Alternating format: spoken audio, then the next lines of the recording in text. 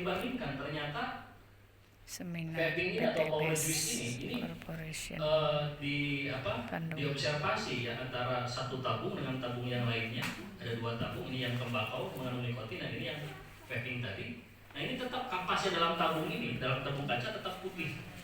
Nah artinya ini mau diarahkan semua menggunakan ini daripada keuntungannya keluar gitu kan. Nah, itulah seorang visioner, seorang tokoh. Begitu pula zamannya Ekoresim dulu, tidak ada yang kepikiran produk pertanian ini bisa menyumbang omset terbesar. Sampai sekarang gabungan dari 5 produk ini kalau di total itu 86% dari omset di atas 200 juta per bulan. Nah, maka dari sini dari PT BES harus bisa mengambil atau memperkenalkan produk ini dengan baik kepada para petani. Dan nanti akan bertemu dengan orang-orang yang akademisi yang bertanya-tanya tentang kandungan bakteri gitu kan. Kemudian apalagi para research peneliti atau kompetitor. Nah, saya hanya memberikan garis bawah saja bahwa pangsa pasar produk dari PT BES yaitu bukan yang tadi. Jadi kalau Bapak dan Ibu energinya dihabiskan untuk menghadapi yang seperti itu, termasuk katakanlah kawan minta bantuan, saya tidak akan bantu. Kalau bahasa Sunda hambur kejo. Hambur kejo tahu, buang-buang energi saja. Jadi energi kita dihabiskan untuk menghadapi orang-orang yang belum tentu join. Karena pangsa pasar produk PT BES adalah yaitu tadi para petani yang sulit mendapatkan pupuk dan perlu pendampingan. Itu pangsa pasarnya. Maka ketika saya dihadapkan dengan para peneliti, doktor, profesor, saya tolak semua. Percuma nanti akan terjadi perdebatan. Ya bagaimana tidak akan terjadi perdebatan? Kita sampaikan belum apa, kita udah dijelek-jelekin duluan. Betul? Ada yang pernah nggak? Pernah. Bahkan ada yang Pak, nomor Bapak saya kasihkan itu salah seorang profesor X, kata saya percuma. Karena itu bukan pangsa pasar produk pertanian PT BES dan nantinya tidak akan menjadi komunikasinya jauh lebih baik gitu kan. Karena yang bersangkutan sama-sama kompetitor gitu kan. Sama-sama misalkan ahli mikroba ya sama gitu kan. Maka itu bukan pangsa pasar produk pertanian PT BES. Nah, sekarang bagaimana strategi ketika kita mau memberikan informasi kepada para petani? Nah, yang pertama, petani ini jangan pernah digurui. Karena petani ini sudah berbelas atau puluh tahun, mereka memang profesinya petani. Dan jangan pernah ditanya masalah tentang keberhasilan yang bersangkutan. Karena di antara keberhasilan dengan kegagalan ataupun dengan permasalahan, banyak permasalahannya. Nah, maka di sini kita harus masuk melalui sistem tadi ya, masalah permasalahan yang dihadapi oleh para petani. Jadi kalau Ibu bertemu dengan ahli petani semangka, mereka itu dia jago-jago ya, bisa membuat rantai semangka ini bobotnya 6-7 kilo per tanaman. Tapi selain daripada prestasi yang mereka dapatkan, permasalahan sepudar nih. Makanya kita masuk melalui Bapak ketika bertani, apa permasalahan atau keluhan selama ini? Nah, di situ dia akan bercerita dan akan curhat. Nah, yang pertama, yang bersangkutan akan mengeluh urusan masalah pupuk biasanya. Jadi yang pertama mengenai pupuk itu yang bersubsidi tidak ada biasanya begitu. Meskipun ada, ya tadi dibatasi. Karena saya pantau terus dulu zamannya subsidi pupuk ya, 33 triliun yang digelontorkan dari pemerintah ke BUMN pupuk. Tetap yang namanya petani itu sulit mendapatkan pupuk. Bahkan untuk beli urea saja untuk luasan 1 hektar itu dicatat cuma 5 kilo gitu. Ini sebuah dilema. Tapi kita tidak membela siapa-siapa. Karena penggunaan pupuk kimia sintetis itu dalam jangka panjang itu banyak masalahnya. Nah, ketika ada keluhan yang pertama masalah pupuk, harga pupuk ya, kemudian kelangkaan pupuk, yang ketiga pasti masalah pengendalian hama dan penyakit tanaman. Nah, itu kita sudah tahu jawabannya semua. Silakan aja coba dengan petani unggul. Pasti akan lepas dari ini. Nah, dari sinilah petani akan dijerat dalam aktivitas pertanian ini pasti akan melakukan biaya tinggi, terutama dalam pembelian pestisida dan pupuk kimia anorganik tadi. Nah, penggunaan pupuk ini awalnya tahun Revita pertama zamannya Pak Soeharto dulu cuma 70 kg saja. Sekarang di 2022-2023 sudah tembus di 700 kg per hektar untuk komoditas padi sawah. Nah, permasalahannya beberapa tahun ke depan mungkin aplikasi pemupukan kimia sintetis bisa nyampe 1 ton, mungkin atau tidak? Mungkin, karena dari 70 kilo tahun 2000-an saya ketika menjadi petani, saya pakai 250 sampai 300 kilo saja. Sekarang kalau tidak 700 kilo, tidak akan ada perkembangan. Nah, dari sinilah kita nanti masuk. Pak, kami mitra PT BES. Alhamdulillah, produk kami ini yang sering kita sebut BES Farming banyak sudah menebar manfaat untuk para petani di daerah. Saya mau menawarkan produk ini, ketika Bapak menggunakan produk SOP Best Farming ini, Bapak tidak usah lagi membeli pupuk kimia sintetis dari luar, termasuk pestisida. Nah, silakan nanti pas ditanya mana buktinya gitu kan. Nah, dokumentasi itu harus disiapkan melalui smartphone atau apapun saja. Nah, yang penting kita berikan ya pemahaman tentang produk PT Best ini memiliki 5 keunggulan. Keunggulan yang pertama, produknya ramah lingkungan. Kenapa di nomor 1 kan produk ramah lingkungan? Karena dengan menggunakan produk pertanian yang ramah lingkungan, maka di situ insya Allah akan mengundang keberkahan. Siapapun saja, usaha apapun saja, kalau tidak berkah tidak akan kontinuitasnya tidak ada. Makanya di sini produk dari PT BES adalah produk ramah lingkungan. Semuanya mengandung teknologi mikroba, termasuk BSR ini. Ya, jadi produknya ramah lingkungan. Tujuannya untuk mengundang keberkahan. Memang selama ini, apakah pertanian selama ini tidak mengundang keberkahan? Silahkan tanyakan para petani. Bapak selama ini bertani menggunakan racun kimia, apakah sudah bisa mengundang keberkahan? Jawabannya pasti tidak. Karena selama kita menggunakan racun, ya baik itu sintetis dari pestisida dan pupuk kimia organik, maka di situ jauh daripada keberkahan. Artinya apa? Karena kita diperintahkan oleh Allah dalam surat Al-Baqarah, "Wal yanzurun insanu ila ta'amih." Hendaklah setiap manusia memproduksi produk pangan itu betul-betul baik dan menyehatkan. Nah, maka di sini bukan hanya sebatas berjualan produk, ada nilai dakwahnya. Nah, silakan masukkan, karena petani ini punya hati nurani dia. Selama Bapak masih menggunakan racun, sampai kapanpun Bapak sedang memproduksi racun untuk warga masyarakat yang lain dari produk pertanian, dari komunitas pertanian yang Bapak tanam. Arahkan itu produk pertanian yang ramah lingkungan. Yang kedua, produk petani PT BES ini kalau digunakan oleh para petani pasti akan ada keuntungan. Kenapa? Karena ada efisiensi biaya. Saya mau tanya, produk petani PT BES murah atau mahal? Murah. Benar? Ya, kalau kita jualnya di end user 250.000 mahal. Itu konsekuensi kalau petani tidak mau menjadi mitra. Makanya amanah dari owner PT BES, silahkan rekrutmen, ajak petani untuk menjadi mitra supaya ada diskon produk, dan berikan kesempatan yang sama untuk mendapatkan apresiasi dari perusahaan. Nah, jadi semuanya harus diajak untuk menjadi mitra. Nah, sekarang pertanyaannya, mahal dan murah, tadi sudah saya sedikit penjelasan. Kalau Bapak dan Ibu sekarang masih menggunakan produk dari PT BES ini di 250.000 itu terlalu mahal. Tapi kalau kita masukkan ke kemitraan untuk padi saja, ya di tahap pertama kita membutuhkan 4,6 juta saja itu untuk pengadaan pupuk dan pengelolaan penyakit tanaman sudah cukup. Itu ada jiada produk, ada lebihnya 5 produk. FO-nya 14 produk, RO-nya 16 produk, total 30. Nah, yang digunakan hanya 25 pp saja ya, tanpa harus membeli pupuk dari luar.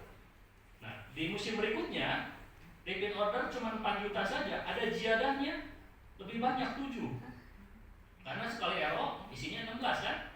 16 dikali 2, 32. Yang digunakan 25 pp, berarti ada sisa 7. Nah, itu pun nanti akan lebih murah semakin kita membeli repeat order, ya belanja repeat order, maka harga semakin lebih murah, bisa di bawah 4 juta. Nah, sekarang pertanyaannya, mahal dan murah harus ada pembandingnya. Pembandingnya apa? Petani konvensional di buku farming itu ada bisa dilihat, itu masih menggunakan penggunaan pestisida, itu bisa sampai mereka mengaplikasikan pestisida ini bisa sampai 10 kali satu periode penanaman komoditas padi.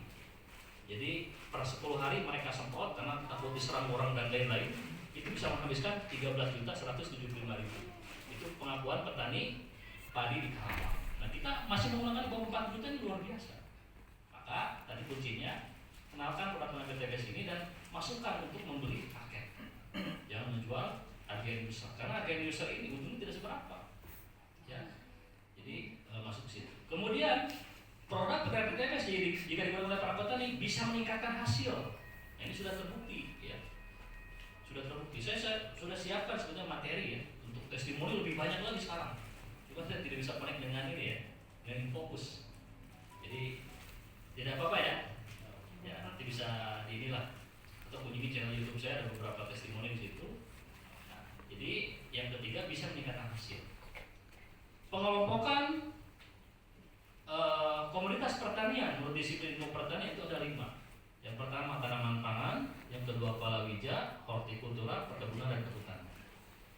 Nah, yang pertama tanaman pangan, tanaman yang sering dikonsumsi masyarakat Indonesia sebagai bahan pokok utama. Nah, biasanya ini lebih cenderung ke tanaman pokok. Apa contohnya? Padi. Terus sayuran. Padi dan jagung, hanya 2 saja. Ataupun Jagung. sagu. Ada beberapa daerah yang mengkonsumsi sagu dibuat menjadi papeda misalkan pengganti nasi, ataupun jagung sebagai pengganti nasi. Jadi tanaman pangan. Yang kedua palawija, yaitu umbi-umbian dan kacang-kacangan sebagai bahan pokok kedua setelah padi. Ya. Nah, yang pertama tadi Pak, singkong, ubi jalar, talas, kacangnya kacang tanah, kacang kedelai dan kacang hijau ini masuk ke palawija. Nah, yang hortikultura semua jenis tanaman sayuran berupa daun, tanaman sayuran berupa buah, kemudian masuk lagi ke tanaman berbuah semusim seperti semangka ya, jadi sekali panen tanamannya mati. Kemudian tanaman berbuah tahunan, perennial crop, ada musimnya seperti tadi musim durian, manggis dan lain-lain. Kemudian tanaman hias itu masuk ke hortikultura. Nah, yang keempat tanaman perkebunan, cirinya tidak bisa langsung dikonsumsi, harus diolah dulu. Ada vanili, kakao, kelapa sawit, apa lagi? Kemudian kopi, cengkeh. Nah, ini lebih cenderung ke perkebunan. Nah, yang kelima hutan tanaman industri. Nah, semua ini alhamdulillah ketika diujikan bisa meningkatkan hasil. Makanya keunggulan produk PTBS ini produk ramah lingkungan, efisiensi biaya, penghematan biaya, bisa meningkatkan hasil. Nah, karena memang untuk 5 komoditas tanaman ini semuanya bisa digunakan produk PTBS. Nah, yang keempat praktis. Jadi tidak akan ditemukan produk pertanian PTBS ini berupa cairan. Ya, yang ada berupa cairan pasti akan ditolak. Kecuali parfum dan minuman kesehatan Red-One ya, di PTBS itu ada beberapa saja yang berupa cairan. Karena ribet di distribusi pengiriman. Nah, ini bisa meningkatkan hasil. Yang kelima, hanya di PTBS biaya pengeluaran dirubah menjadi peluang bisnis. Nah, itu keunggulan produk PTBS. Jadi kalau kita ngobrolnya dengan petani, Bapak selama ini beli pupuk yang didapat apa? Paling karung kaos. Di PTBS ada potensi Pak. Mungkin Bapak belasan puluhan tahun bertani kari, tani kari datina hunkul, dagang kari hutangnya. Nah, semua dirubah mindsetnya. Silahkan jalankan juga. Bapak buktikan. Tapi di sini pun di tahap awal kita jangan pernah membicarakan masalah dulu, hati-hati. Untuk petani ya, baik petani perkebunan sawit ataupun petani ungu. Karena yang mereka butuhkan adalah pupuk yang selama ini sulit untuk didapatkan. Sebetulnya kalau mau mengaudit paling gampang. Kemarin sudah ada pintu 33 triliun. Jokowi menyampaikan di Kementerian Pertanian itu subsidi yang dikucurkan ke BUMN pupuk. Tahu subsidi nggak? Istilah subsidi itu sama seperti begini. Kalau urea ini tanpa subsidi misalkan 5.000. Nah, pemerintah nalangin 50%-nya jadi 2.500. Ya, nalangin 2.500. Maka pupuk urea tersebut dijual pupuk subsidi jadi harganya 2.500 karena sudah ditalangi oleh pemerintah. Itu dananya tidak sedikit, 33 triliun per tahun. Dan kekecewaan Jokowi di depan Kementerian Pertanian menyampaikan apa feedbacknya buat kita sebagai pemerintah yang mengucurkan dana. Kira-kira ada feedbacknya nggak? Nggak ada Pak. Yang ada adalah pupuk semakin sulit. Dan muncul tiba-tiba di media sosial ada yang berjualan pupuk harga subsidi, coba. Nekat berarti siap ditangkap gitu. Nah, artinya di PTBS ada dan tidaknya pupuk bersubsidi dengan produk pertanian yang 5 jenis ini alhamdulillah sudah bisa menggantikan pupuk dan pestisida dari luar. Maka itu dari 5 produk ini saya bagi menjadi ada 3 SOP, standar operasi prosedur. Jadi Bapak dan Ibu yang sudah nyaman menggunakan ekofarming original, ya, pertama saya bedakan dulu Yang pertama, ada eco farming original, ada eco farming premium, bedanya apa gitu kan. Nah, ini yang paling mendasar. Yang pertama, eco farming original. Eco farming original ini adalah sekarang mengandung 42 kandungan bakteri. Yang tadinya beberapa belas saja, sekarang diupgrade menjadi 42 kandungan bakteri. Dan yang masih dipertahankan adalah probiotik dari jenis Lactobacillus. Maka keunggulan produk eco farming original ini yang pertama, bisa digunakan untuk pertanian bercocok tanam, bisa digunakan untuk peternakan. Ini keunggulannya. Karena masih mengandung Lactobacillus untuk peternakan dan pertanian bercocok tanam tadi ya sebagai probiotik, maka tidak ada lagi istilah fermentasi. Kemarin ada dari tim ahli eco farming original bertemu dengan saya. Ya, beliau menyampaikan apa yang kita edukasi selama ini, apa yang kita edukasi selama ini, apakah ada yang ditambahkan ataupun kurang? Karena memang edukasi ini tidak boleh langsung dari produsen, jadi harus langsung dari PT BES. Alhamdulillah saya yang dituju. Nah ternyata 4 keunggulan atau 4 kunci keberhasilan aplikasi eco farming ini harus dipaham. Ya, kalau di grup sering saya share, di sini pun sering saya ingat juga ya, cuma tidak bisa tampil. Yang pertama, kunci keberhasilannya, Bapak dan Ibu kalau mau menggunakan eco farming original full 100%, kuncinya adalah ketersediaan bahan organik di lahan. Lahan pertanian di Indonesia ini dari tahun 70 sampai sekarang itu sudah banyak terkontaminasi oleh pupuk kimia sintetis dan ini bahan organik. Sehingga kalau ada pupuk organik, dia tidak bisa berdiri sendiri dulu di tahap pertama, kecuali kalau kita menggantinya dengan bahan organik atau sel organik ada di lahan. Misalkan jerami padi yang dikembalikan ke sawah, serasah dedaunan, ataupun pupuk kandang yang ditabur di luasan lahan 1 hektar paling tidak 5 ton, nah baru bisa berdiri sendiri. Nah itu keunggulan kunci keberhasilan daripada aplikasi eco farming original. Ya. Yang kedua, kalaupun misalkan sulit untuk mendapatkan pupuk kandang, maka 25-50% penggunaan NPK organik yang dilepas dulu di tahap pertama. Itu kunci yang nomor 2. Yang kunci nomor 3, nah kembali lagi di sini.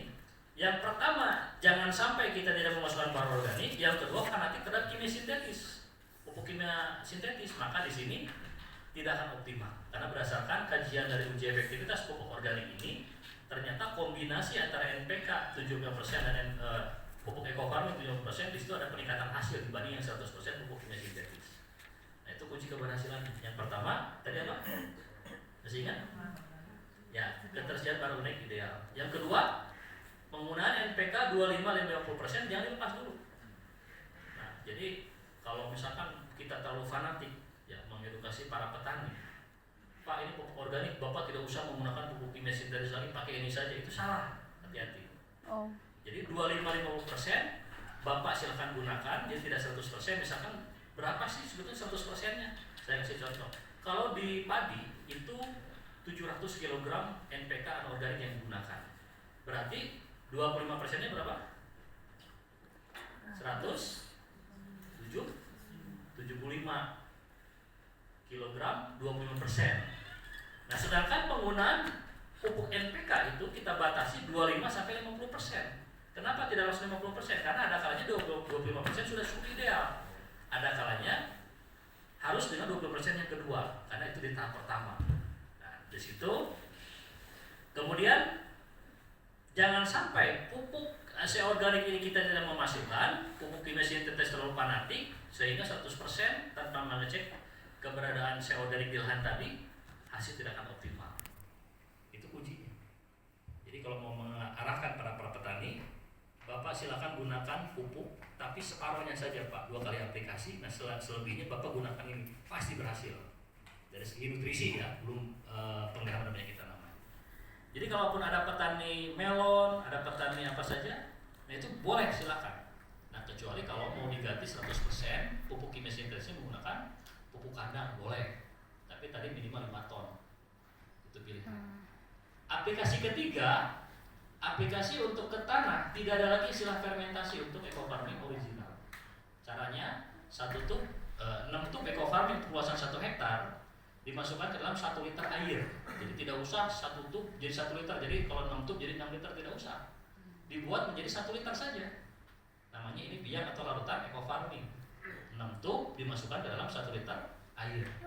Nah, nanti kita ambil 100 mili untuk 1 tangki 17 liter atau 15 sampai 17 liter. Nah, aplikasikan dalam kondisi lembab basah, karena bakteri bisa berkembang dalam kondisi lembab atau basah, untuk 1000 meter persegi. Habis kita ambil lagi 100 mili sampai 10 kali pengambilan biang yang ada di dalam 1 liter ini tuntas semuanya 10 tangki. Jadi pahami? Nah, kemudian itu aplikasi untuk tanah di masa pratanam. Nah, sekarang konversinya bisa nggak kira-kira? Kalau lahannya tidak 1 hektar, makanya saya sering menyampaikan luasan lahan untuk dempot itu minimal 1000 meter persegi. 1000 meter persegi berapa hektar? 1000 meter persegi berapa hektar? 1/10 atau 0,1 hektar. Masih bingung nggak? Gampang ya, 1000 dibagi 10.000, maka desimalnya 0,1 hektar. Karena 1 hektar ada 10.000 meter. Minimal untuk dempot adalah 1000 meter persegi. Pak, bagaimana saya ada lahan dempot nih, ada 22 meter persegi, itu rumusnya bagaimana? Ada juga yang bertanya seperti itu. Jadi diajak ngobrol, diajak gitu, bingung sendiri akhirnya. Apalagi saya mau aplikasi eco farming, Pak, penyetanam cabai cuma 1 pohon, berapa dosisnya? Bingung kira-kira. Ya bingung, diajak gitu. Makanya secara prinsip, ya kalau kita sudah bisa menghitung ya, jadi kalau untuk aplikasi pratanam kan sudah jelas dibutuhkan 6 tub per hektar. Nah sekarang kalau untuk luasan lahan 1000 meter persegi atau 0,1 hektar berapa? Nah jadi 6 tub tadi dibagi 10 lagi. Kalau misalkan lahannya 1000 meter persegi, perlu dihitung nggak? Perlu 6 tub. 6 tub itu kan setara dengan 6 kali 30, 180 gram. Nah lahannya cuma ada 1000 meter, ini untuk luasan 1 hektar, berarti dibutuhkan 18 gram untuk 1000 meter persegi. Itu aja kan, 180 gram dibagi 10. Nah 18 gram. 18 gram itu setara dengan 1 tub lebih dibagi 2 lebih sedikit, separuh lebih sedikit. Jadi setara dengan 18 gram. Jadi paling gampang itu seperti itu saja ya. Minimal untuk dempot 1000 meter persegi. Nah, aplikasi ke tanaman kita tidak lagi mengenal istilah fermentasi. Sebetulnya untuk tanah pun difermentasi tidak ada masalah. Cuman kalau ada kata-kata istilah fermentasi lagi, pasti antara dari tim konsultan ke mitra yang ikut seminar, kemudian diarahkan lagi ke mitra yang ini, semakin ke sana semakin ke petani, masih ada fermentasi lagi, salah lagi, gagal lagi nantinya.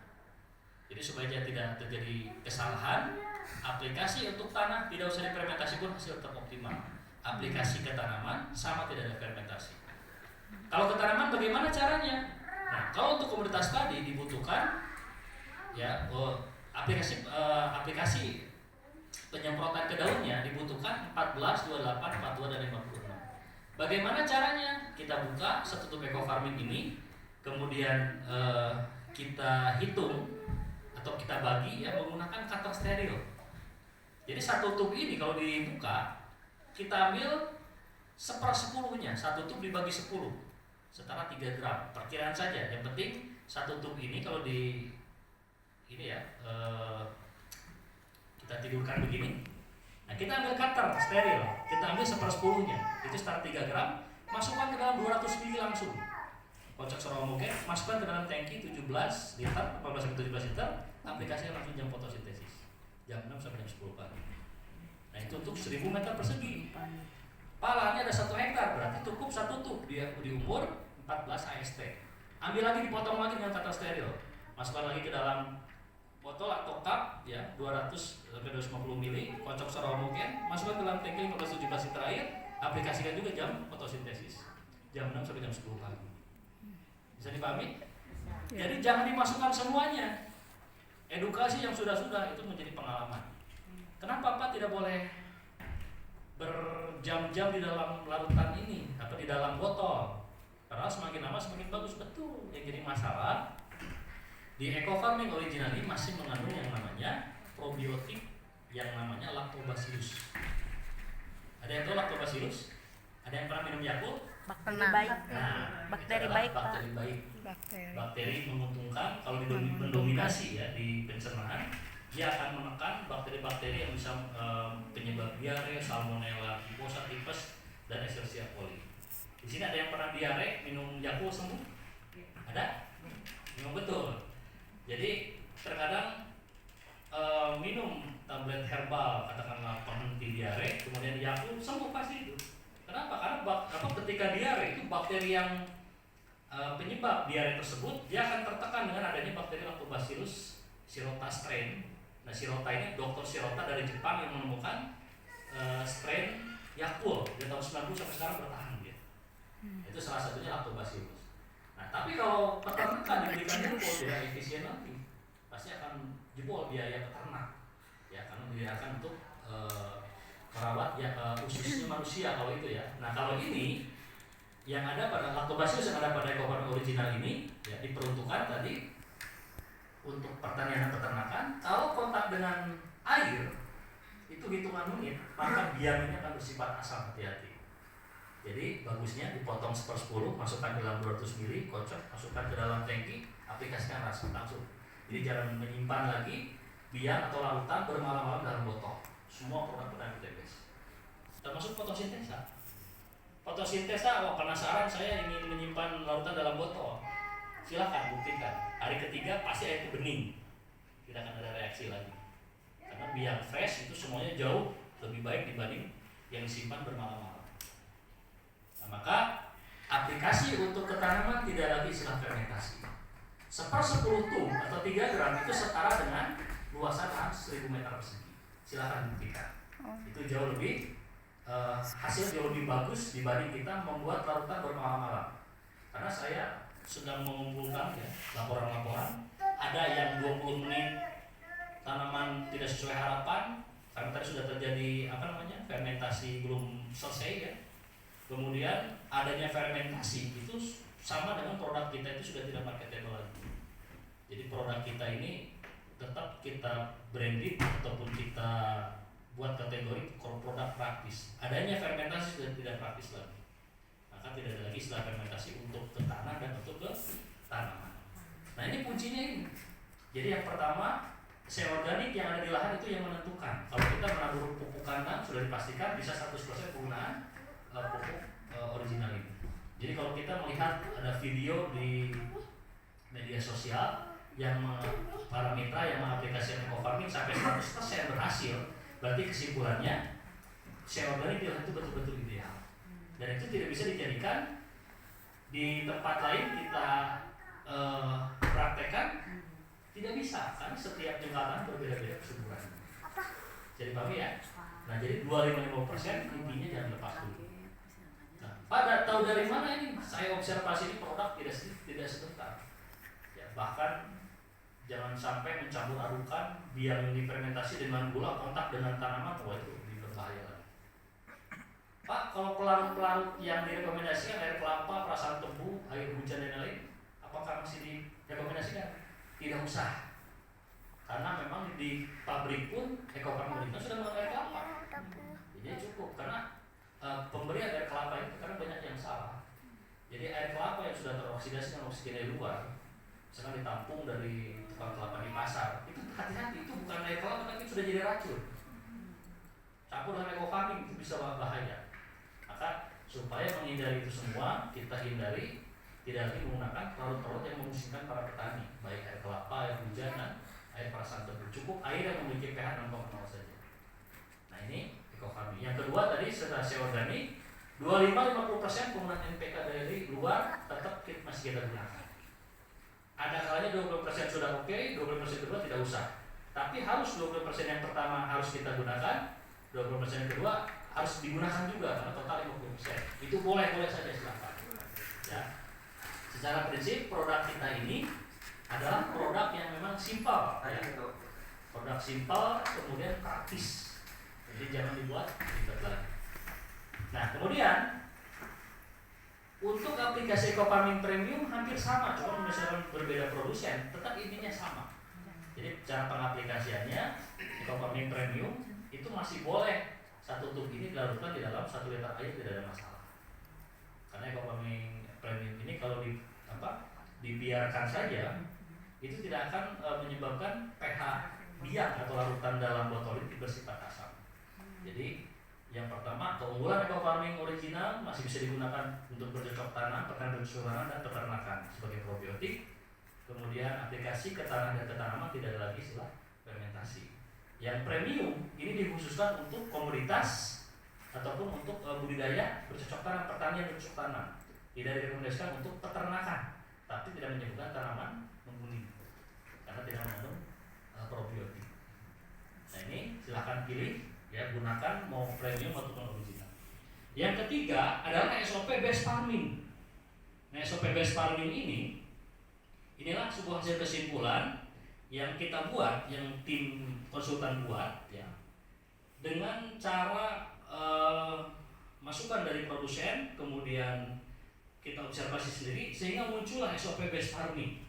SOP based farming ini punya keunggulan semua produk pertanian PT-Base digunakan. Tujuannya apa? Supaya tidak beli pupuk dari luar. Keunggulannya ya, penggunaan SOP based farming ini, yang pertama kita masih tetap menggunakan pupuk eco farming ini hanya di pemenuhan tanah, tapi dibutuhkan 2 tub per hektar. Itu pengguna masih membutuhkan eco farming di pemenuhan tanah saja. Yang kedua, aplikasi yang kita sarankan di pupuk farming itu halaman 31 itu kemudian kita simpelkan lagi. Ternyata SOP based farming ini cukup mudah. Jadi Bapak dan Ibu kalau mau membuat larutan eco farming, larutan based farming, 1 saset BSR ini ditambah 1 saset Ecoplan Protector pengelihatan penyakit tanaman, ditambah 1/3 saset fotosintesa dilarutkan di dalam 14 liter air, itu sudah menjadi SOP based farming. Dan SOP based farming ini bisa digunakan untuk tanaman lunak ya, seperti hortikultura sayuran berupa kangkung dan bayam. Itu dosis tersebut tidak akan menyebabkan tanaman menguning. Bahkan hitungan 3 hari setelah proses mineralisasi yang ada di dalam tanah dan kontak dengan stok tanaman daun, itu yang namanya kangkung cepat melebar ya daunnya. Nah, ini prospek untuk para petani kangkung dan bayam ini jauh lebih cepat. 2 kali aplikasi saja udah bisa panen di bawah 2 hari. Dicampur, itu SOP based farming. 1 saset BSR, 1 saset Ecoplan Protector, ini 10 kan? Nah kita pakai 1 saset aja, dan 1/3 saset fotosintesa.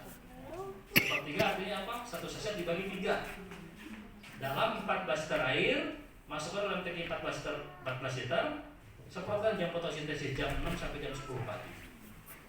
Tapi hasilnya jauh lebih bagus.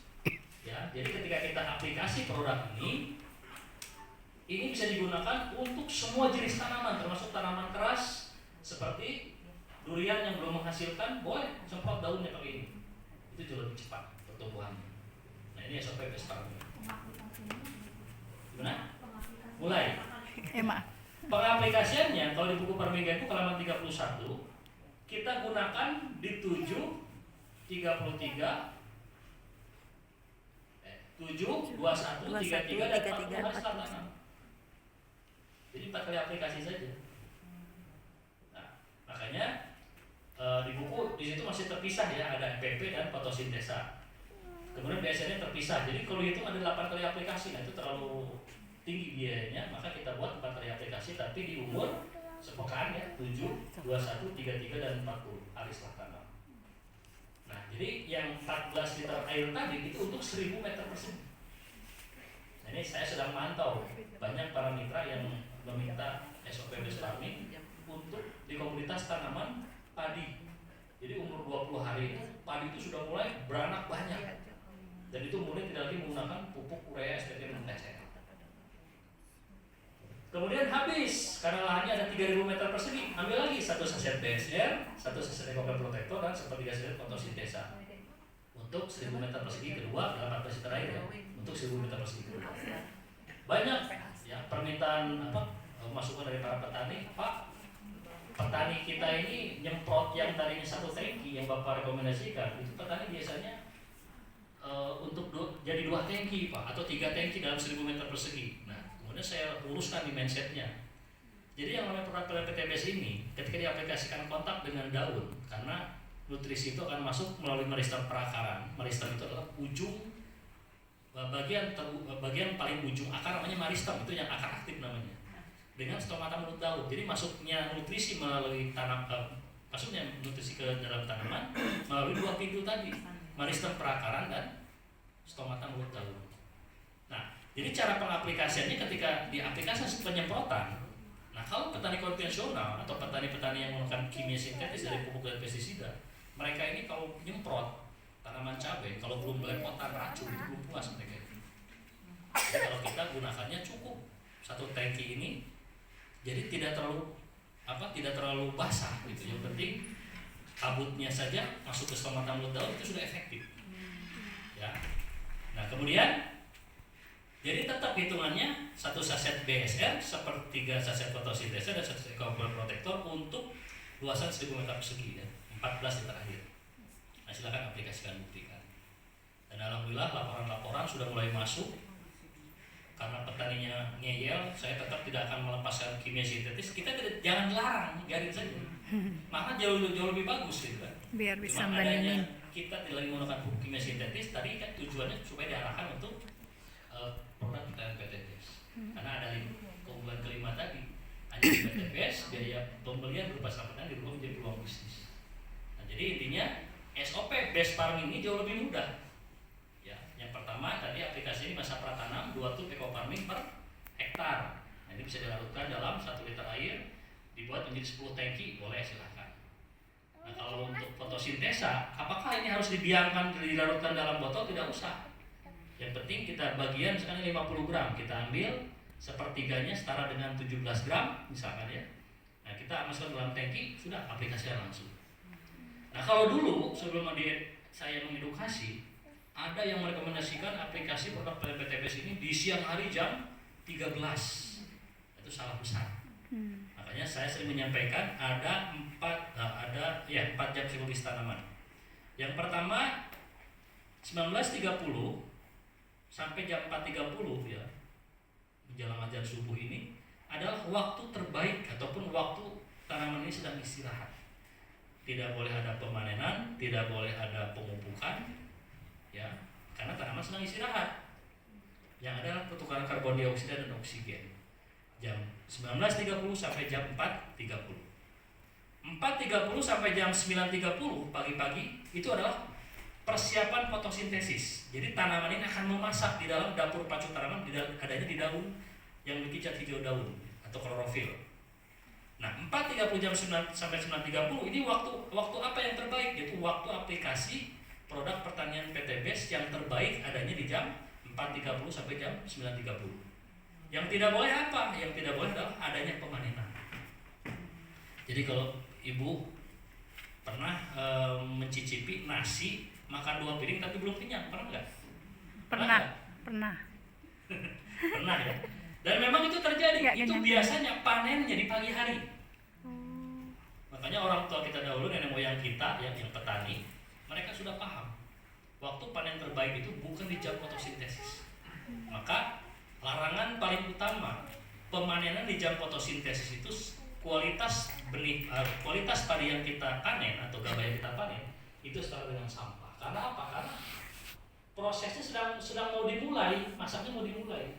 Maka di sini kualitas yang kita konsumsi nantinya biasanya rendemen berasnya itu nyusut. Tahu rendemen nggak? Baru dengar. Rendemen itu ibarat ini. Ya enggak, kita hidup di kampung gitu ya. Kita punya gabah 100 kg 1 kintal. Ketika digiling, ternyata keluar 65 kg beras. Nah, itulah rendemennya. Beras itu 65%. Nah, sisanya kulit sekam. Yang bagus sampai berapa? Ada yang sampai 70. Nah, makanya kalau ini kualitas kita bagus ketika pemanenan, jangan panen di jam fotosintesis. Dicatat nggak nih? Catat. Nanti ada kuisnya, kalau nggak bisa jawab bisa pulang. Catat. Berarti rendemen sama dengan hasil. Ya, beras. Jadi kalau ada istilah rendemen gabahnya 65%, berarti jadi berasnya 65 kilo, sisanya adalah kulit sekam. Nah itu pun berpengaruh besar karena ada laporan ya para mitra Hasil bersih. yang sedang saya dampingi ya, yang sedang menanam padi di atas yang punya potensi adalah 10 ton per hektar. Betul Pak informasi yang Bapak sampaikan. Saya panen gabah di jam fotosintesis dan saya bandingkan di sore hari. Yang sore hari ini jauh lebih banyak hasilnya, ada penambahan 15-20%. Karena apa? Dari jam 4.30 sampai jam 9.30 tadi tanamannya sedang mau memasak. Nah, memasaknya apa? Memasak tadi ya, memproduksi yang namanya biji bumi dan buah, dapur pas namanya di jatijo dan klorofil, kemudian nanti akan disimpan dalam biji bumi dan buah. Makanya proses fotosintesis ini ada hubungannya dengan proses penciptaan manusia yang saya sampaikan. Nah, maka dari sini dari jam fotosintesis 4.30 sampai 9.30 itu yang tidak boleh apa? Pemanenan. Nah, begitu pula banyak yang komplain, wah Pak susah di kelapa sawit nyarinya susah, petani dan lain-lainnya. Nah, maka saya sampaikan kalau kita ingin menyelesaikan suatu masalah, kita harus pahami dulu mana prinsip, mana teknis. Prinsip itu berhubungan dengan ya dan tidaknya, mau dan tidaknya. Kalau prinsipnya mau mencoba, ya silahkan. Prinsipnya oke, baru cari tenaga kerja. Jangan mau di tenaga kerja, prinsipnya tidak mau dijalankan. Tapi ini real. Dari jam 9.30 sampai jam 14.30 itu waktu didistribusikannya hasil fotosintesis. 14.30 sampai jam 19.30 waktu panen terbaiknya. Jadi kalau melihat orang kita sebagai petani ya. Kemudian di sore hari menjelang maghrib baru diarit si gabah jerami itu ya. Kemudian disimpan, digebotnya besok, di tresernya besok, dirontokinnya. Nah itu biasanya orang tua kita yang paham tentang kaidah-kaidah pertanian. Nah sekarang dari mana Pak keilmuan tersebut? Dari kajian formulator daripada Ecoplan Protector. Nah sekarang kita simpulkan. Saya mengkaji ya binatang, jadi tidak semata-mata Allah menciptakan makhluk yang Allah ciptakan ini itu semua harus tafakuri, salah satunya adalah kelelawar. Saya mencari-cari kelelawar ini kalau kita tafakuri sebetulnya kelelawar itu adalah binatang yang menjijikan, betul nggak? Setuju nggak? Jijik. Kenapa? Karena kalau dia makan dia sembur-sembur. Ya wajar kalau tidak punya akal syariat. Makanya disembur-sembur di mana-mana kan. Kita tidak ada mangga, pohon mangga, tapi di situ ada bekas mangga yang ditinggalkan. Ada bekas buah-buahan yang ditinggalkan. Nah, akhirnya saya kaji, ternyata Allah menciptakan kelelawar meskipun binatang menjijikan dan sering disebut binatang ultrasonik. Jadi kelelawar ini karena punya telinga panjang, lebar ya. Ketika dia terbang, itu di depannya ada tembok, itu dia akan belok dengan sendirinya karena ada gelombang yang menghantarkan ke tembok tersebut dan akan berbelok. Makanya jarang ada orang tertabrak kelelawar ya. Meskipun di depan mata, jadi belok sendiri. Nah, kemudian saya simpulkan ada keunggulan kelelawar yang saya kaji itu ada 3 manfaat untuk manusia. Yang pertama, tidak mungkin ada durian di alam semesta ini kalau tidak ada campur tangan kelelawar. Jadi durian yang sekarang menjadi primadona adalah duri hitam. Kalau musangking sudah kalah sekarang ya. Duri hitam dan super tembaga, harganya 650.000 per kilo. Kalau penasaran, silakan berkunjung ke Durian Sultan di Kopo. Nah, jadi kalau kita bawa 600.000 nggak kepake, minimal 2 kilo itu 1.300.000. Nah, jadi jangan dianggap sepele nih, yang namanya bisnis pertanian ini. Makanya kita tim konsultan menanam durian musangking, dan di sana jatuhan dari Malaysia hari ini 2 hari nyampe ke sana itu di harga 1.300.000 rata-rata. Wow. Jadi kalau durian musangking itu kan durian kecil, tidak lebih dari 3 kilo. Kalau di atas 3 kilo malah tidak enak rasanya itu. Durian musangking, duri hitam, super tembaga. Nanti tingkatan super tembaga ini bisa sampai 650.000-an. Kalau musangking masih di 450.000 per kilo. Jadi komunitas pertanian ini kita jangan kok mahal amat. Tidak, itulah yang namanya pasar. Tetap berapapun harganya tetap pasti akan ada konsumen. Yaitu durian musangking. Tidak mungkin ada kelelawar kalau tidak ada durian.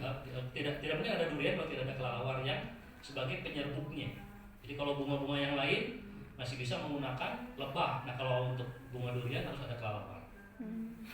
Yang kedua, tercatat hasil kajian para ahli pupuk organik, kotoran terbaik alam semesta sepanjang masa itu adalah kotoran kelelawar ternyata. Silakan cek harganya berapa itu. Bukan kopi luwak ya. Guano ini kotoran kelelawar yang bertumpuk-tumpuk dan dia akan terjadi proses composting dengan sendirinya ketika ditabur di tanaman padi ya. Ditaburnya seperti pupuk kimia sintetis, itu pertumbuhan jauh lebih cepat dibanding pupuk NPK 16. Itulah kelelawar. Bagus Yang kotoran ketiga, kelelawar memberikan berarti. isyarat bahwa panen terbaik itu adanya di sore hari atau 14.30 sampai jam 19.30. Kenapa kelelawar kalau makan mangga tidak dihabiskan? Iya ya. Nah, buat manusia disisakan. Dan Iya. terkadang ketika kita waktu kecil, Manis. atau udah gede juga masih juga ya, ada sisa mangga yang dimakan ujungnya, nah pangkalnya kita makan, itu rasanya manisnya luar biasa. Manis sekali. Ada yang menyebab? Durian. Ya manis sekali. Itu rasanya luar biasa manis, 3 hari 3 malam tidak akan pernah basi. Iya betul. Itulah sebagai indikator bahwa kelelawar mengajarkan kepada manusia waktu panen terbaik itu ya tadi di sore hari. Jadi fotosintesis sudah berlangsung di pagi hari, disimpan di dalam sel biji biologi dan buah supaya ada Ada kesimpulannya. yaitu di sore hari. Makanya di Baduy, di Ciptagelar, nah kalau Ciptagelar itu Sukabumi ya, itu adalah kampung di mana beras itu dijadikan nomor 1 di sana, komoditas nomor 1. Belum nomor 3 belum. Kita beli beras tidak akan Belum ya ada. tahu saya Kalau kita nanti beli diulang nih dengerin sendiri di rumah. Di Dewi Gajah ada yang tahu? Kampung Cirende Cimahi. Nah kalau di sana sudah dinobatkan oleh UNESCO sebagai lumbung ketahanan pangan singkong. Jadi sana konsumsi singkong semua. Jadi varietas singkong apapun saja sampai singkong pahit ada semua di sana. Nah artinya waktu panen-panen terbaik inilah yang harus kita edukasi kepada para petani jika ingin ada peningkatan hasil. Wah saya tidak percaya ya buktikan saja. Makanya Buktikan ketika kita saja. mengkonsumsi nasi 2 piring belum kenyang, tapi ada juga karakter beras ataupun setelah ditarik menjadi nasi 1 genggam kenyang. Pernah ada nyoba? Iya. Seperti ada ketan-ketannya gitu ya. Iya. Nah itu biasanya panen di sore hari. Oh gitu ya. Maka ada hubungannya produk pengganti PTBS ini dengan waktu pemanenan. Iya. Ya. Baru Nah. tahu. Mengenai polemik di tingkat masyarakat, ada yang pro dan kontra ya silakan saja. Kalau kita sudah berdasarkan kajian, maka petani diarahkan di sore hari, insya Allah saya pastikan akan ada kenaikan 15-20%. Nah, emang berapa sih rataan padi nasional? Rataan padi nasional menurut BPS itu tidak lebih dari 5,6 ton per hektar. Makanya saya greget, ada yang membuat video di Sulawesi betul? Ya, 3 ton menggunakan pupuk ekofarming dapat jadi 6 ton. Saya greget di situ. Kenapa? Kenapa tidak ada yang 10 ton saja? Edukasinya kan. Nah, maka saya di sini merekomendasikan para mitra kalau ingin membuat deplot jangan tanggung-tanggung. Harus bisa tembus di atas 10 ton per hektar. Bagaimana caranya? Pakai benih dan bibit yang memang tidak dimiliki oleh siapapun. Jadi kita tim konsultan menyediakan juga benih dan edukasinya. Kemudian gunakan sana pertanian di PTBS. Ini sudah mulai banyak. Nah kemarin ada ya, minimal order 1 kilo saja ketika ditanam di luasan 1.400, 1 kilo ditanam di luasan 1.400 meter, tembus 2,85 ton. Wow. Nyesal nggak? Ada gambarnya sebetulnya, cuma itu bisa tampil. Kenapa tidak 10 kilogram nebar benihnya untuk luasan 1 hektar? Kalau 10 kilogram sudah dipastikan sudah di atas 20 ton. Nah ini cuma dapat 1 kilogram benih, ketika di thresher, di gerabak, di rontokan dapat 2,85 ton. Berarti kan kalau realnya kalau dikonversi di atas 20 ton aja udah geger di Indonesia. Untungnya tidak diviralkan dan tidak ada yang buat hanya berupa foto saja. Nah itu salah satu ciri bukti produk pertanian PTBS ini, ya SOP based farming ini sudah bisa menggantikan pupuk kimia sintetis dan pestisida kimia anorganik. Dan kita harus punya percaya diri ya. Saya pun kemarin ngobrol dengan salah satu orang ya, konsultan eco farming produsen, dan beliau tugas di Kementerian Pertanian. Jadi Kementerian Pertanian ini mohon maaf ya yang sedang live ini. Jadi ada beberapa item yang memang tidak boleh ada persaingan. Yang menunjukkan baik pestisida apapun ke Kementerian Pertanian. Nah artinya apa? Ya artinya tidak boleh ada persaingan. Jadi dari tahun 70 Takut sampai kesaing. sekarang, ya, jadi yang namanya perizinan itu, ya saya pun pernah diskusi juga dengan salah seorang formulator yang ada di sini. Kalau kita membuat herbisida, itu sudah dipastikan tidak akan ada izinnya. Makanya di Indonesia ini para peneliti tidak akan ada perkembangan.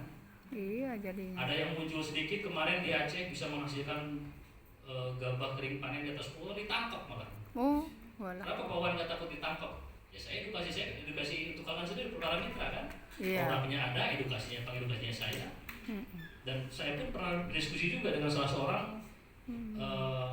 kepala Dilarang balai malah. besar padi nasional yang ada di Berarti BPPAD tahun kalau kita 2018. dapat hasil banyak Nah, nggak beliau boleh masuk ya? ke Nggak boleh pemerintah unit malah yang melarang. saya adakan. Aneh kan? Ternyata beliau Nah adalah itu dia kepala balai. saingan. Dan beliau menyampaikan, Pemerintah saya sama pun, kita yang saing. bertanya, Pak, kalau misalkan ada benih padi yang punya potensi 10 ton, kemudian kita pasarkan, itu melanggar hukum atau tidak? Tidak apa-apa, silakan saja lanjutkan. Karena itulah aturan. Setiap benih padi yang punya potensi atas 10 ton, saya pastikan tidak akan dapat izin. Kenapa? Ada yang tahu? Karena kalau diberikan izin, yang jualan benih padi di bawah 10 ton laku nggak kira-kira? Ya akan ditinggal. Makanya tidak akan ada izin. Nah, maka di sini yang sering saya edukasi itu sebenarnya tidak ada kepentingan untuk apa namanya? Menyaingi. Tidak ada kepentingan untuk Menyaingi. Menyaingi. kompetitor. Tujuan kita adalah supaya petani itu sejahtera. Coba bayangkan, Iyalah. 10 ton, insya Allah diijabah real menggunakan SOP best farming dan benih yang kita rekomendasikan. Jelas, kalau misalkan gabah kering panen harganya 4.000 saja, itu petani sudah mengantongi 40 juta. Biayanya berapa?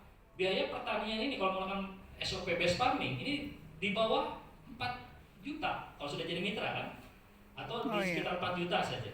Kemudian untuk pengolahan lahan, sewa lahan dan lain-lain tidak lebih dari 10 ataupun 15 juta. Jauh lebih murah pokoknya menggunakan SOP best farming. Jelas di situ petani sudah bisa mengantongi keuntungan bersih 35 juta. Kira-kira sejahtera enggak?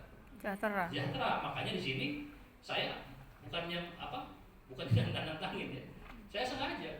Dan ini untuk kalangan sendiri. Bahkan banyak permintaan dinas-dinas, Pak, benihnya ada nggak nih untuk ini? Tapi yang ada legalitasnya saya tidak ada. Karena ternyata benih yang memiliki potensi di atas 10 ton tidak akan ada izin. Nah itulah yang namanya produk-produk pertanian, komoditas penggunaan benih. Nah kemudian sekarang yang paling terkecil untuk luasan 1 hektar adalah produk eco farming premium. Ini 15 gram. Masuk akal nggak tadi? Masuk akal nggak untuk luasan 1 hektar kita membutuhkan nutrisi sekecil ini? Tidak masuk akal. Iya. Tapi kalau bercerita tentang inovasi dari tim kita ya, tim riset yang ada di belakang tim konsultan best farming, kalau saja di Indonesia tidak ada aturan, sudah ada seorang doktor mikrobiologi yang bisa membuat NPK nitrogen fosfor kalium kebutuhan hara makro primer untuk luasan 1 hektar cukup 1 kapsul saja. Jadi tidak usah berkarung-karung dalam pupuk dalam karung yang ditaburkan sampai 7 kintal. Cukup 1 kapsul saja untuk memenuhi kebutuhan NPK ideal luasan 1 hektar. Kira-kira ditangkap nggak kalau ditangkap nggak kira-kira ini? Iya. Jadi sudah ditangkap. Kenapa? Itu Indonesia. Indonesia Maka kita gitu ya sudah- Pak ya. Yang penting produk Parah, pertanian PTBS ini ya terutama mulai dari PSR ya, dan di PSR ini produk ya, yang sampai sekarang banyak sekali yang tidak suka, yang mencemooh, ya itu biarkan saja. Semoga Biarkan budaya. saja. Karena ini ada cerita juga. Jadi ketika kemarin beberapa bulan yang lalu ada salah seorang mitra PTBS Praia Luxury bisa closing dokter kehutanan. Dokter kehutanan. Jelas koleganya para riset peneliti. Ada yang insinyur, ada yang S2, S3. Nah, saya diundang di forum di meeting tersebut.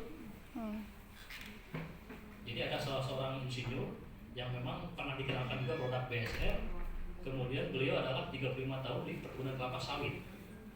Nah, kemudian perkenalan gitu ya. Jadi saya ini seperti yang di sidang skripsi di dalam satu ruangan ya, itu para dokter dan profesor semua. Nah, beliau menyampaikan begini, belum apa-apa ini produk BSR sudah dijelek-jelekin. Sudah dijelek-jelekin, kemudian apa hubungannya ini Dijatuhkan. pupuk ini dengan Pajero katanya. Walah, walah. Karena tadi ada kesalahan mitra memperkenalkan itu duluan, salah. Oh. Saya sebagai pengedukasi, saya tidak merekomendasikan untuk memperkenalkan presiden itu saja. Karena yang datang di dalam Zoom meeting tersebut ada manajemen support system, Pak Kapten Nurholis, ada juga produksinya. Ya udah, bagian saya ngomong, kadung saya luruskan. Alhamdulillah semua yang hadir di sini sudah mendapatkan mobil setara pajero gratis dari perusahaan itu saya. Bapak Ibu mungkin belum tahu, saya sudah mencairkan 2 kali lebih konkesan. Nah, sekarang mau masuk ketiga. Pak Wan aktif di jaringan. Saya aktif di jaringan tapi nggak bakal ada yang tahu. Karena yang saya jaga adalah netralitas ini. Nah itulah enaknya tim konsultan tuh. Jadi jangan ikutin ya. Nah akhirnya saya sampaikan, yang bersangkutan menjelek-jelekan produk. Kami saja sebagai tim peneliti dibutuhkan sampai 12 kg per pohon per tahun sawit berumur 4 sampai 10 tahun. Ini dari mana teorinya cuma 1 on saja? Di total cuma 4 on saja. Wah, mencaprang untuk mana-mana. Akhirnya terpengaruh semua kan? Wah, ini luar biasa. Luar biasa apa itu? Nah, kemudian saya sampaikan, Bapak seorang peneliti, kata saya. Oh ya betul, sudah. Bagaimana Anda seorang peneliti belum pernah mencoba bisa menyimpulkan, kata saya. Nah, di situ yang bersangkutan tidak bisa ngomong apa-apa. Ya, meskipun saya sudah tahu ini forum ini adalah bukan pangsa pasarnya produk pertanian PTBS. Tadi yang kabur kejo tadi. Nah, karena memang tugas saya diminta, ya saya datang di situ di dalam forum tersebut ya, dalam forum Zoom meeting. Nah, kemudian yang bersangkutan berkuar-kuar kemana-mana gitu Pak. Nah, kemudian saya sampaikan tadi supaya dia tidak sakit hati kan, karena tadi bagaimana kita seorang peneliti belum pernah mencoba tapi sudah menyimpulkan. Iya, nggak boleh, nggak bisa lah. Kapan Bapak mencoba? Praktekkan dulu baru tahu. Jadi simpel saja, nggak usah ketakutan.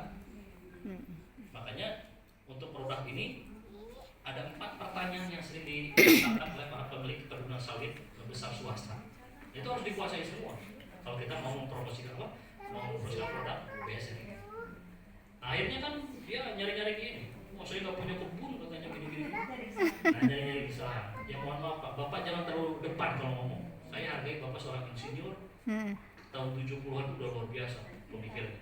Cuma ini kan produk teknologi tepat guna yang memang produk baru. Ketika Anda meragukan produk ini, di sisi lain orang tidak panen duit. Praktekkan dulu Pak. Apa buktinya? 86% produk di PTBS ini itu didominasi oleh produk pertanian. Artinya hanya orang bodoh yang ketika dia menggunakan kemudian tidak ada manfaat beli lagi. Nah ini masuk ke akal dia tuh. Tapi yang namanya orang merasa air ini sudah penuh, jadi ketika masuk air yang baru sudah tidak mau. Dan saya sudah meyakini ini adalah bukan pangsa pasarnya. Dan saya tegur juga nih yang undang saya, jangan diundang lagi ke acara seperti ini, kata saya. Cuma kita menyampaikan produk ini semuanya anggap itu kompetitor. Seperti kita mau mempresentasikan produk kita di depan kompetitor, pasti dia akan bertanya-tanya ya kandungannya apa saja. Tapi yang bersangkutan bukan ada niat untuk mau membeli, tapi ingin membuat saingan. Jadi intinya jangan sampai salah. Ingat pangsa pasar produk PTBS itulah para petani yang sudah mendapatkan pupuk itu saja. Produk PTBS tidak usah diperdebatkan, tidak usah diuji secara klinis akademis lagi. Produk PTBS hanya untuk menjelaskan para petani yang sudah mendapatkan pupuk. Baik, itu saja ya. Mohon maaf ini slide belum bisa tampil. Maaf Pak, mau tanya, kalau untuk tembakau bisa nggak ya? Ya, Ibu gunakan Assalamualaikum. Next video selanjutnya. Ya, besok.